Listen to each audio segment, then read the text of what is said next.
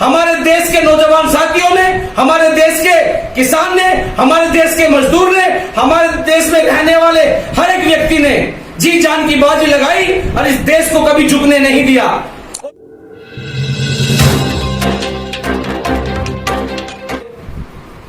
और इन बातों को ज्यादा से ज्यादा शेयर करें, इस लाइव से जुड़ने का पूरा प्रयास करें, क्योंकि मामला बहुत ही गंभीर है। जिन परिस्थितियों में ये देश आज गुजर रहा है, इस देश की इन परिस्थितियों को बिगाड़ने का कारण जिन लोगों को हमने संसद में चुन के भेजा, जिन लोगों को हमने बड़ी ईमानदारी से, बड़ी लगन से इस देश की कमान दी, वो लोग आज त्रस्त हो चुके हैं, बिक चुके हैं और इस देश को बेचने की कगार पर बिल्कुल खड़े हैं साथियों।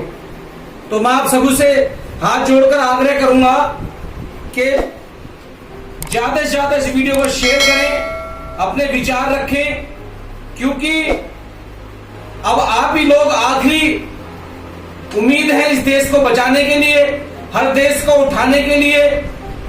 उस देश के नागरिक का बहुत बड़ा योगदान होता है।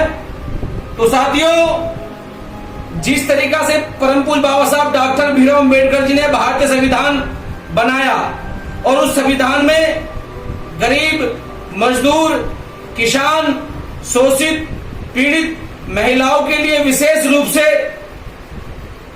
मसौदा तैयार करते हुए संविधान का, उनकी समस्या को जानते हुए जो मुख्य बिंदु रखे थे, आज वर्तमान की सरकार उस संविधान को खत्म करके मनुस्मृति लागू करना चाहती है, जिसमें लगभग 6 साल पूरे होने वाले हैं केंद्र में सरकार आए हुए। पिछले 5 साल में कोई ऐसा कार्य नहीं किया गया जिससे कि इस देश की आर्थिक व्यवस्था को मजबूती मिले, इस देश के नौजवान को रोजगार में मजबूती मिले, इस देश में महिलाओं के प्रति मान सम्मान के लिए, उनके हक अधिकारों के लिए कोई मजबूती मिले। और आज जब पूरा विश्व कोरोना की महामारी से जूझ रहा है, तो इन लोगों ने कोरोना की आड़ में इस देश को अंधकार की तरफ धकेलने के लिए झोंक दिया है। साथियों, इन्होंने चुनाव में चुनाव लड़ने के लिए बड़ी बड़ी कंपनियों से पैसा उठाया, बड़ी बड़ी कंपनियों को लाभ का लालच देकर के उनसे पैसा इन्वेस्ट कराया। और आज जब इस देश को जरूरत है सच्चे नेतृत्व करने वाले की, तो आज ये लोग झोला ठाकर भागने की फिराक में हैं। वास्तव में कुछ साल पहले एक व्यक्ति ने कहा था कि मैं तो फकीर हूं, मैं तो झोला उठाकर चला जाऊंगा। आज वही स्थिति है। जिन लोगों ने ये कहा कि आप मुझे चौकीदार बनाइए, और जब इस देश की आवाम ने बड़ी ईमानदारी से चौकीदार के हाथ में कमान दी, तो वो चौकीदार आज इस देश को बेचने के लिए बिल्कुल तैयार खड़ा है। मैं पूछता हूं, ये देश कब तक ऐसे चौकीदारों को मौका देता रहेगा? जो लोग संसद रोड पर चिल्लाते थे कि 70 साल की आजादी में क्या मिला, मैं पूछना चाहता हूं, 2 युद्ध हमने लड़े, चाहे वो 65 का रहा हो, 71 का रहा हो, चाहे कितनी भी परिस्थिति इस देश में आई हो, हमारे देश के नौजवान साथियों ने, हमारे देश के किसान ने, हमारे देश के मजदूर ने, हमारे देश में रहने वाले हर एक व्यक्ति ने जी जान की बाजी लगाई और इस देश को कभी झुकने नहीं दिया।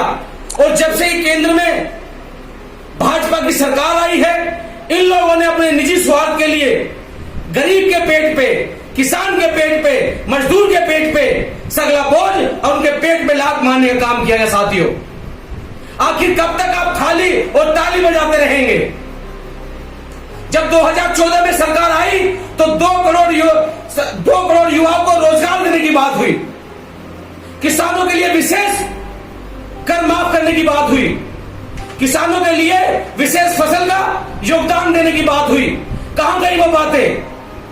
और देश में हालात ऐसे पैदा कर दिए कि एक जीएसटी गब्बर सिंह टैक्स लाके ढक दिया।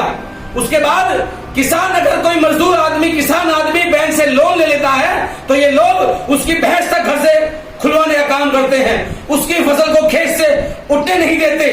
सरकारी मशीन के लोग जाकर के किसान को, मजदूर को दबाने का काम करते हैं। साथियों, आज देश में मजदूर रोड पे पैदल चल रहा है।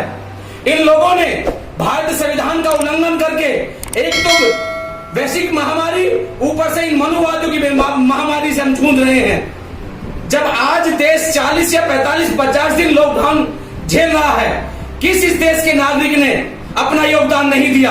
राशन बांटा, पानी बांटा, दवा बांटी, मेडिकल कपड़े बांटे, मास्क बांटे, डोनेशन दिया पीएम फंड में, और आज 40 दिन का भी बजट इन लोगों के पास नहीं है। तो ये कौन है 70 साल का हिसाब मांगने वाले? मैं किसी पार्टी का पक्षपात नहीं